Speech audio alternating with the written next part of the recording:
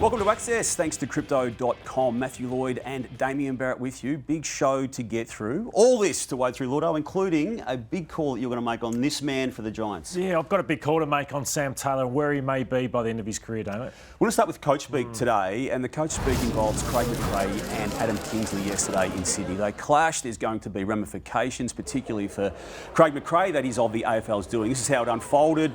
Words were being directed from Craig McRae to GWS players, mainly Toby Bedford, Lordo, but there were other players that the Giants on the bench there felt that Craig McRae was referring to, and it required Adam Kingsley, who is a good mate of Craig McRae, to step in. And what I've been told overnight, Lordo, that he actually said phrases like, "You have to be better than that." And two, when he admonished him, sit down. Now, the AFL will look into this today. We'll talk about that in a moment. Both coaches addressed the matter post-match, and they tried to play it down. I was having a bit of fun with King. He's an old mate of mine. No, I was just staring up and said we're coming, and he just had a bit of fun. He's a bit fiery than me. I'm a bit more humorous. Oh yeah, I like to celebrate all the little things. No, nothing to it. If you want to make it a story, it's honestly, we're old colleagues, and I was just having a bit of fun with him. If it's more than that, we shake hands at the end of the game, and I said, yeah, we'll see you next time we play. I don't know if it was that confrontational. I mean, we were just having a chat about the game in general. He's a good man, Fly. He's a really good man. He's a good mate of mine. So, we're just having a discussion. Was the discussion around a bit of clapping towards Tony Bedford and the 50? That might have been accurate, yeah.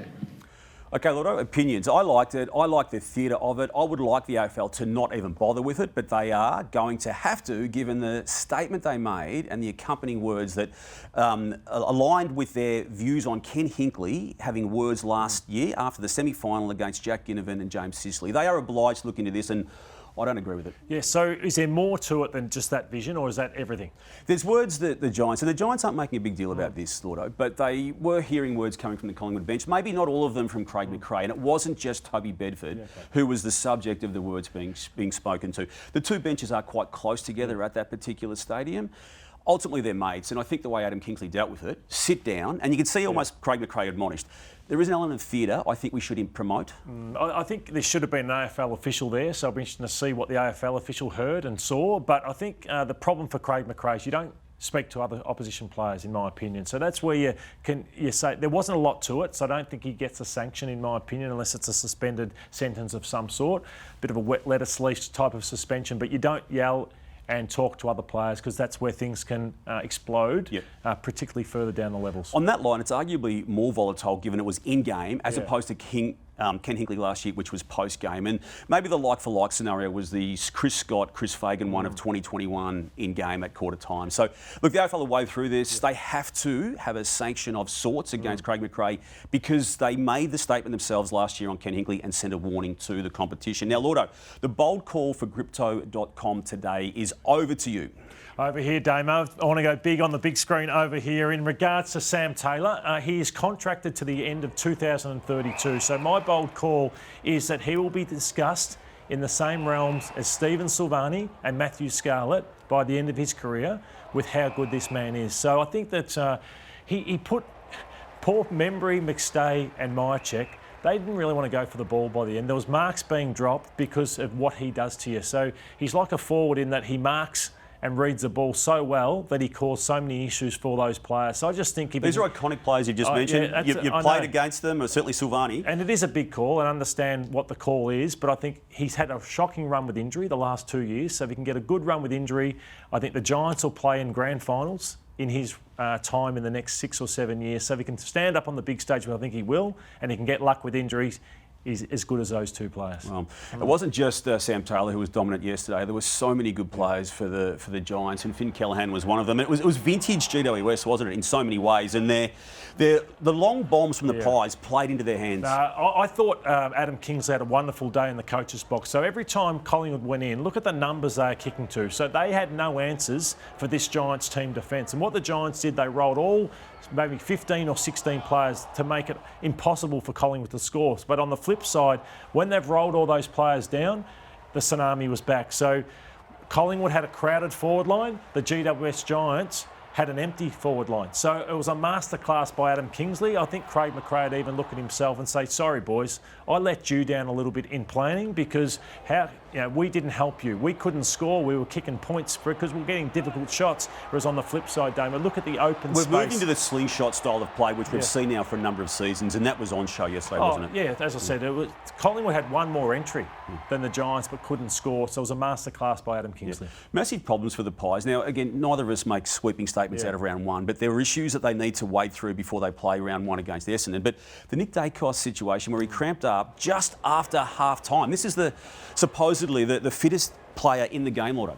It wasn't good. I thought his first half was very good. Like, to put up with what Bedford does. Bedford is now one of the best taggers in the game, but it was a full body cramp, as bad a cramp as I've seen at AFL level, where it wasn't just, it was his calves were going, his groins were going, his quads were going, and he pretty much, they played one short after half-time. So, yes, he's had the plantar fascia in the pre-season. That can be the only excuse because he's one of the most professional player in the game. 2 matches postponed out of what was scheduled for opening round, but we still got some learnings, Lordo, out of the 2 matches. And you made the call last week. You still felt the Swans would have a home and away season to get them to the top of the ladder. Are you concerned about that? Because they seem to have the same forward-line issues. Well, Goulden and Mills will come back, so it's going to be a massive thing for them. But, yeah, McCartan, I like that they've tried something, but I can see that he's not a forward. So the problem is McLean, McCartan, McDonald, Amati. I just don't abandon it now. Yeah, I think in the next few weeks I don't trust them, so that's an issue for them. The Hawks, they're the real deal. Last year it was exciting.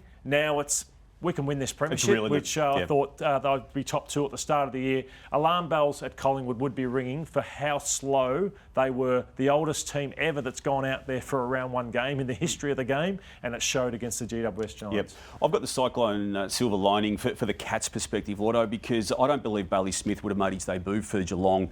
Had they played the game on Thursday night, I do believe he'd be ready for Saturday's game down at the Cattery. And goodbye opening round. We've now had 2 years of it. I know there was a weather event in Queensland which marred badly what happened in this 2025 version of it. But there is now a industry-wide conversation that needs to be had as to how it looks. And as we go from that issue, we're going to go to the boardroom agenda today. This is the round 24 fixturing that has been put on the competition on the back of the postponed Gold Coast Suns and Essendon game. We know that Brisbane Lions and Geelong will play in round 3 as a clean replacement for their game. But this is how it's going to look. Now, early March scheduled for this game, now back. They couldn't have kicked this problem further down the track than they have. They kicked it down to the point where there's no more path to kick it down. So these teams, Gold Coast, Essendon, have to play twice in this round. We've seen they've got key games already against Gold Coast and Carlton in that round. I believe that round, Lordo, will be played from a Wednesday to a Wednesday around their already scheduled round 24 period. It will not extend beyond the round 24 place itself. They won't use that bye period. You thought the AFL should have been stronger, didn't you, in telling the clubs when it should be played? The clubs didn't want to play mid-season in the break. Yep.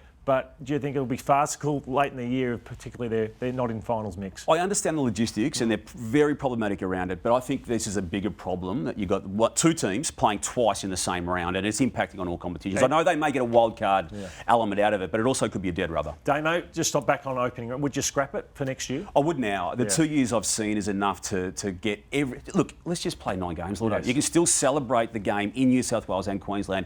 Play them first in the round. But I think that would be a better way to do it. Now, I'd rather not have to do this because it's embarrassing for you and me, but we are looking at the Crypto.com tipping leaderboard after the 2 matches and, No, it's not good.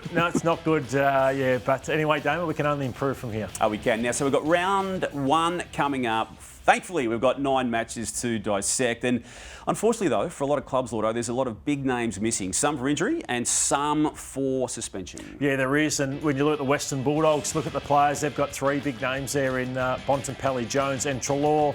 DeGoey didn't play. They need him. But again, he hasn't had a great pre-season, so you're worried for him. Butter's a huge loss for Port Adelaide.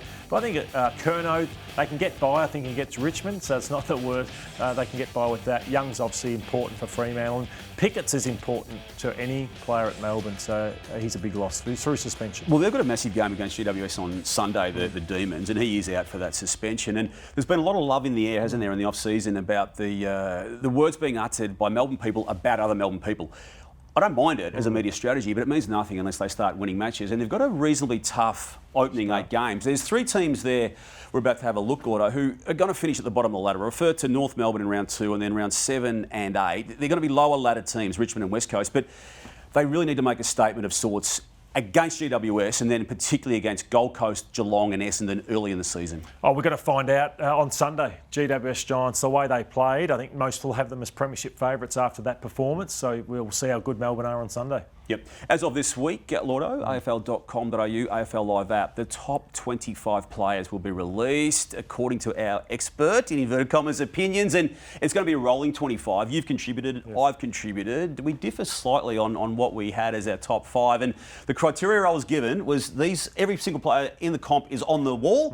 You just take who you want, and they're my top 5, Lordo. Very comfortable with that top 5. Yeah, and I haven't got your number 1 in there, just probably because of his injury. There, I've probably gone against him there in Marcus Bontempelli, but yeah, I've got Nick Dacos number 1. I think Gawn's importance is that big across the competition. Jeremy, we both had Isaac Heaney and the Brownlow medalist Patrick Cripps, but I don't think it's subject to your opinions, and I think we're both pretty good. They're coming for Max Gawn this year, aren't they? I mean, Lloyd Meek already has made a statement in one game. Absolutely, but Max is still, he's a generational player. Yep.